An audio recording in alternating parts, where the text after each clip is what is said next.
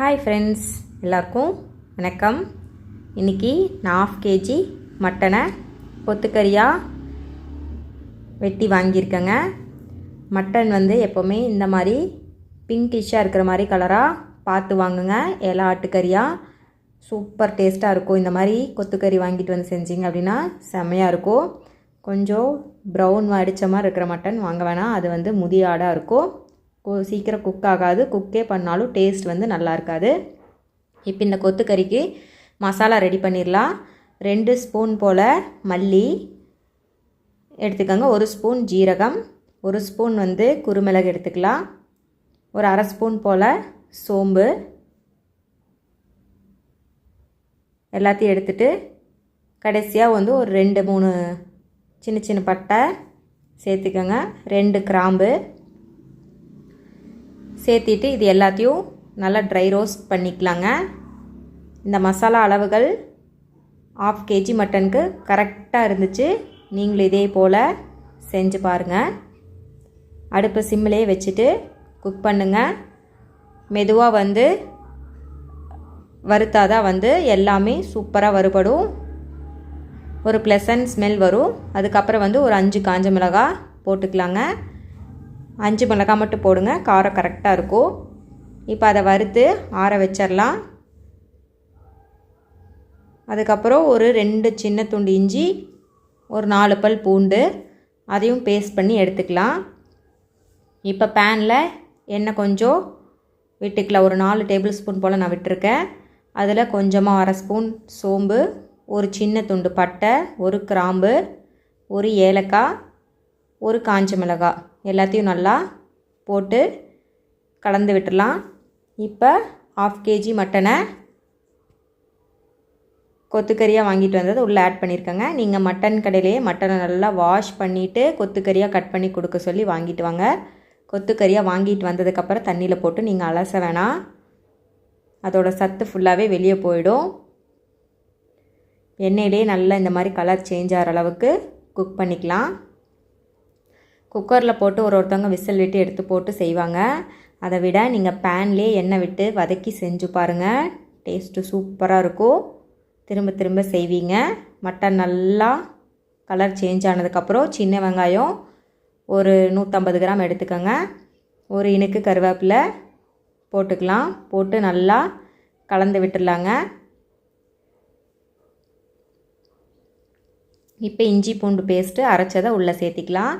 எல்லாமே ஃப்ரெஷ்ஷாக அரைச்ச மசாலா சேர்த்தி செய்யுங்க.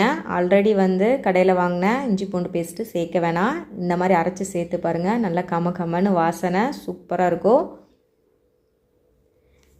இப்போ மட்டனில் எவ்வளோ தண்ணி விட்டுருக்கு பாருங்கள். நீ தண்ணியே விடாமையே 1/4 ஸ்பூன் மஞ்சத்தூள், 2 பச்சை மிளகாய் இந்த ஸ்டேஜில் உள்ளே சேர்த்திக்கலாம்.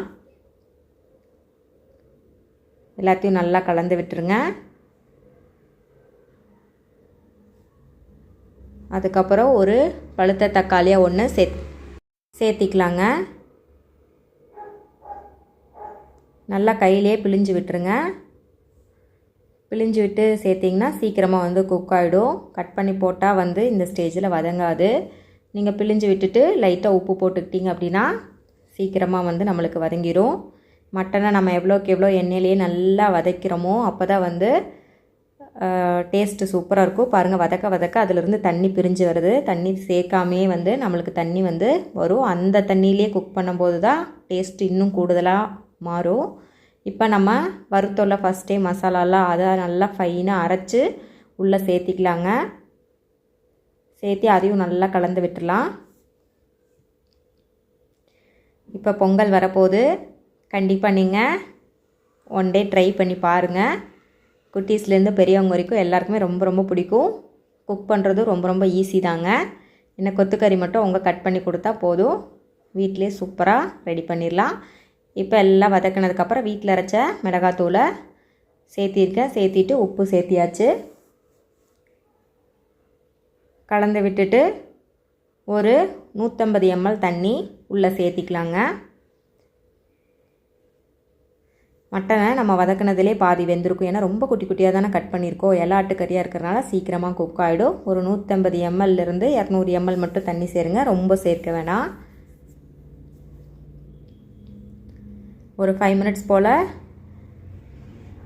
குக் பண்ணோம்னா நம்மளுக்கு இந்த மாதிரி தொக்கு மாதிரி கன்சிஸ்டன்சிக்கு வந்துடும். நம்மளுக்கு ட்ரையாக வேணாலும் ட்ரையாக வச்சுக்கலாம், கொஞ்சம் கிரேவியாக செமி கிரேவியாக வேணாலும் செமி கிரேவியாக வச்சுக்கலாம். இது ஒயிட் ரைஸுக்கு சூப்பராக இருக்கும். சப்பாத்தி, இட்லி, தோசை எல்லாத்துக்குமே நல்லா இருக்குங்க. சுட சுட சாதம் கொத்துக்கறி போட்டு சாப்பிட்டா சூப்பர் டேஸ்ட்டாக இருக்கும். கடைசியாக கொஞ்சம் மல்லி இலை தூவி சர்வ் பண்ணுங்கள். நான் சொன்ன அளவுகள் கரெக்டாக போடுங்க. 1/2 kg மட்டனுக்கு கரெக்டாக இருந்துச்சு. உப்பு காரம் எல்லாமே சூப்பராக இருந்துச்சு. ரொம்ப தண்ணி மாதிரி இருந்தாலும் டேஸ்ட் நல்லா இருக்காது. இந்த மாதிரி தொக்கு கன்சிஸ்டன்சிக்கு செஞ்சு வச்சுக்கோங்க. கண்டிப்பாக இந்த வீடியோ உங்களுக்கு ரொம்ப பிடிச்சிருக்குன்னு நினைக்கிறேன். நீங்கள் ட்ரை பண்ணி பார்த்துட்டு எப்படி வந்துச்சுன்னு மறக்காமல் கமெண்ட் பாக்ஸில் கமெண்ட் பண்ணுங்கள். வீடியோவுக்கு மறக்காமல் லைக் பண்ணுங்கள், ஃப்ரெண்ட்ஸுக்கும் ஷேர் பண்ணுங்கள், சேனலுக்கு சப்ஸ்கிரைப் பண்ணிவிட்டு பாருங்கள். தேங்க்யூ ஃபார் வாட்சிங். மீண்டும் ஒரு வீடியோவில் சந்திப்போம்.